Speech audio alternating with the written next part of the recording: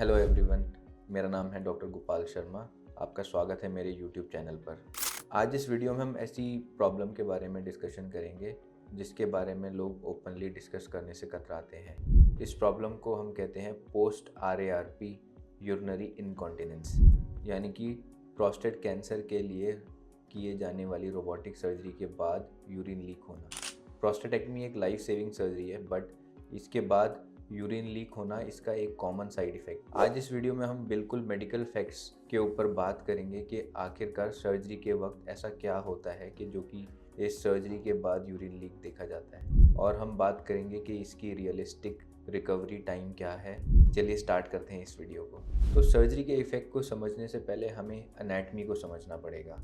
Mails में यानी कि पुरुषों में दो यूरिनरी वॉल्व्स होते हैं, या फिर जिनको हम मेडिकल लैंग्वेज में स्फिंक्टर्स बोलते हैं। सबसे पहला होता है इंटरनल यूरिथ्रल स्फिंक्टर या फिर इंटरनल यूरिनरी स्फिंक्टर, जो कि बेसिकली ब्लैडर नेक को हम बोलते हैं, जो कि प्रोस्टेट के ऊपर वाले हिस्से पे होता है। ये इनवॉलेंट्री होता है, यानी कि इसका कंट्रोल हमारे हाथ में नहीं होता, ये खुद ही कॉन्ट्रैक्ट करता है। दूसरा स्फिंक्टर या फिर वॉल्व जो होता है उसको हम एक्सटर्नल यूरिथ्रल स्फिंक्टर बोलते हैं।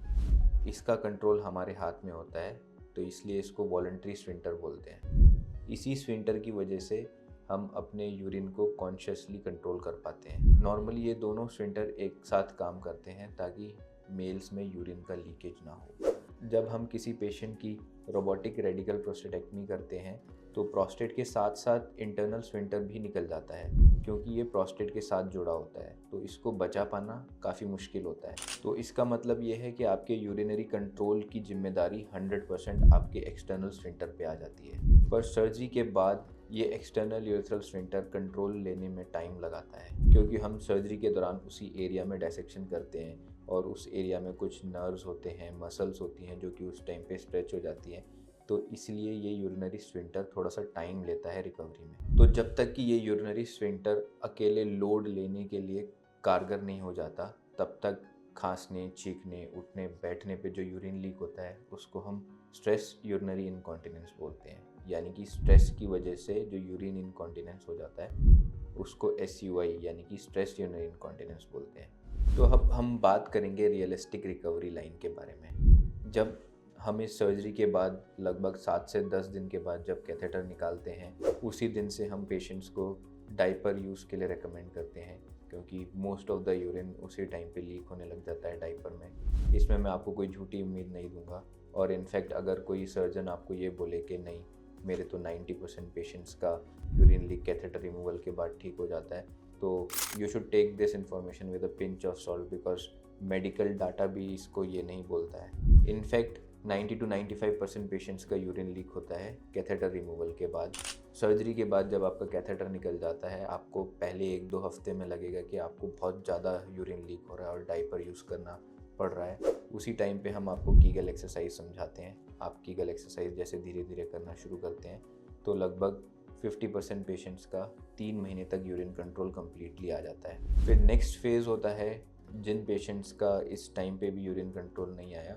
अराउंड टोटल 70% पेशेंट्स का यूरिन कंट्रोल 6 मंथ्स तक आ जाता है, एंड रफली अराउंड 90 to 95% पेशेंट्स का यूरिन कंट्रोल 1 साल तक आ जाता है। 5 से 10% लगभग ऐसे पेशेंट्स होते हैं जिनका 1 साल के बाद भी टोटली यूरिन कंट्रोल नहीं आता। कुछ पेशेंट रिलेटेड रिस्क फैक्टर्स होते हैं जिनसे कि हमें सर्जरी से पहले पता चल जाता है कि इन पेशेंट्स का यूरिन कंट्रोल आने में लेट हो सकता है। तो ऐसे कुछ फैक्टर्स हैं जो देखे गए हैं कि इन पेशेंट्स का यूरिन कंट्रोल लेट आता है। उसमें सबसे पहला फैक्टर है एज। अगर आपकी एज 70 से ज़्यादा है तो आपका यूरिन कंट्रोल लेट आने के चांसेस हैं। अगर आपको अनकंट्रोल्ड डायबिटीज़ है तो आपको यूरिन कंट्रोल लेट आने के चांसेस हैं। तीसरा है ओबेसिटी यानी कि मोटापा।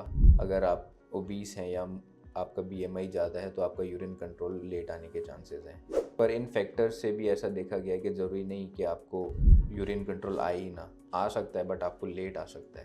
नॉर्मली हम सर्जरी से 1 साल तक वेट करते हैं यूरिन कंट्रोल को रिकवर होने के लिए।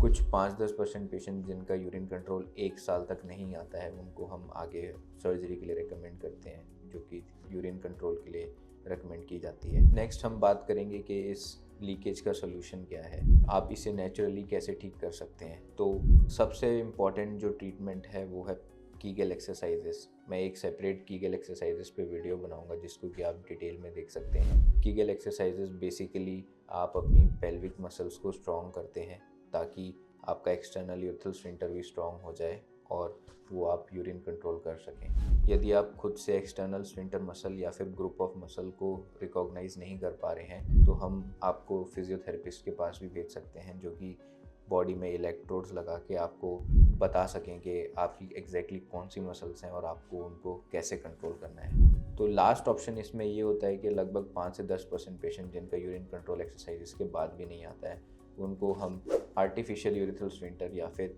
स्लिंग सर्जरी के लिए रेकमेंड करते हैं। सो दोस्तों, प्रोस्टेटेक्टमी के बाद यूरिन लीक होना एक एनाटॉमिकल रियलिटी है, इसमें कोई वीकनेस नहीं है।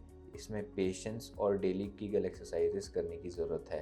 अगर आप इस सर्जरी से गुजरे हैं तो अपने पैड यूसेज को ट्रैक करते रहें और अपने सर्जन के कांटेक्ट में रहें। अगर आपको ये वीडियो इन्फॉर्मेटिव लगी हो तो लाइक और शेयर ज़रूर करें। Stay strong and thanks for watching.